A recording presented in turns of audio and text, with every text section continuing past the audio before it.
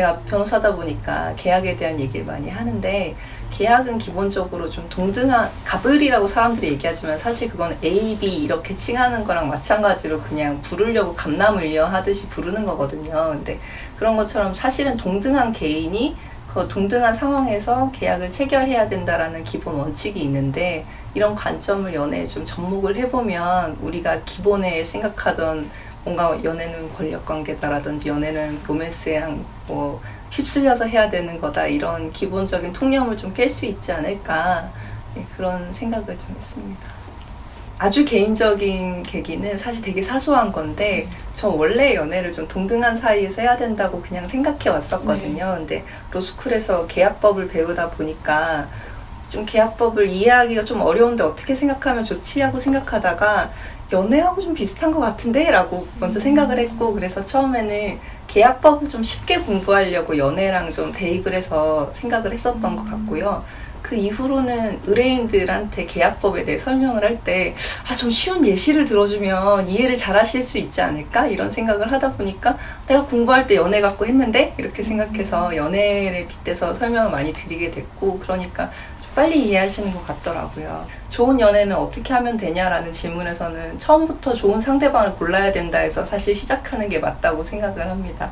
그런 측면에서 이제 썸이라는 건 누구랑 연애라는 거를 시작할까를 어떻게 보면 좀 훑어보는 단계고, 서로에 대해 좀 더 자세히 알아가는 단계라고 볼 수 있을 것 같아요. 그래서 좋은 계약을 체결하기 위해서 계약 교섭을 잘해야 되듯이, 좋은 연애를 하려면 뭐 굳이 썸까지는 아니더라도 내가 원하는 연애의 형태가 있고, 모습이 있고, 상대방이 있고, 그 상대방이 지금 나랑 썸을 타는 이 사람이 거기에 맞는 사람일까, 이런 것들을 좀 알아보는 단계를 가지면 좋겠다는 생각이 들고요.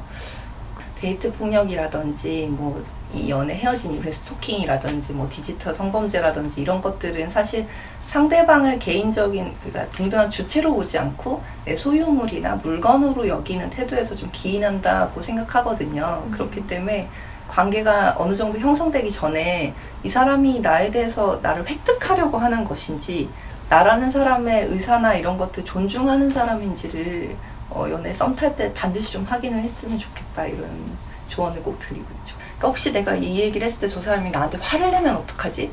라고 생각하는 관계라면 사실 소통이 안 되는 거잖아요. 그런 것처럼 이 소통이 가능한지를 가늠해 보기 시작하면, 그리고 내가 어떤 얘기를 했을 때 상대방의 리액션이 폭력적인지 아닌지는 사실 알 수 있거든요. 그런 것들을 가늠해 볼 필요가 있고, 그 전 단계에서 내가 나 스스로에게 타인이 행하는 폭력에 대한 역치를 많이 낮출 필요가 있어요. 그러니까 이런 거 정도는 보통 남들이 화내도 이렇게 할 수도 있지라고 용인하는 수준이 어느 정도여야 하는가에 대한 기준이 자기가 없으면, 스스로 없으면 문제 상황을 캐치하지 못할 수 있거든요. 그런 것들을 이제 잘 생각하고, 누구도 나한테 폭력을 행할 수 없다, 이런 생각을 항상 하고 자존감을 높이는 자기 훈련이 좀 필요하겠죠. 제가 계약을 들고 왔을 때는 계약을 체결한 태도에 대한 얘기를 사실은 연애와 빗대서 하고 싶었던 것이지, 계약서처럼, 시중에 계약처럼 연애를 해야 된다는 주장을 하는 건 아니에요. 그러니까 각자가 자기가 원하는 걸 정확히 아는 게 제일 1번이고, 2번은 그런 서로 간에 각자가 원하는 것이 있다는 걸 인정하는 게 2번이고, 그걸 전제로 서로 교섭을 하면서 어느 건 양보할 수 있고 어느 건 내가 좀 더 주장해야 되고 하는 것들에 대해서 소통하는 과정, 그리고 그런 약속들을 지키려고 노력하는 과정, 이런 것들이 계약을 잘 이행할 수 있는 태도라고 생각을 합니다. 물권법은 물건에 대한 권리거든요.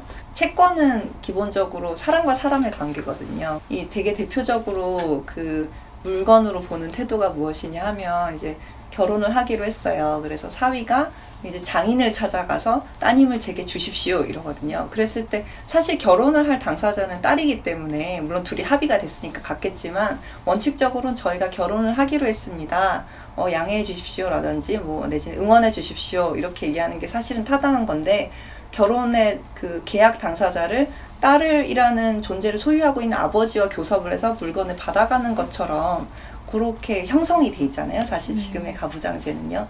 그런 관점에서 봤을 때 연애 상대방이 내 교섭 상대라는 거를 인정하는 거, 그게 좀 채권적인 관점이라고 보이고, 물건적인 관점이라면 내가 이 여자와 연애를 함으로써 내가 그 여자를 내가 소유했고, 그래서 내 거고 내 마음대로 해도 되고 그런 식으로 생각하는 거, 그게 물건적 태도라고 할 수 있겠죠.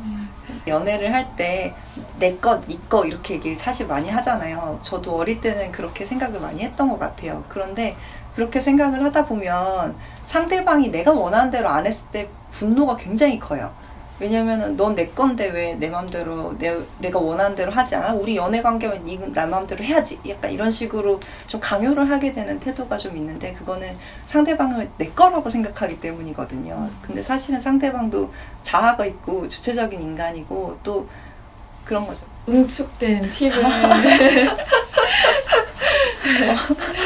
어려운 질문인데.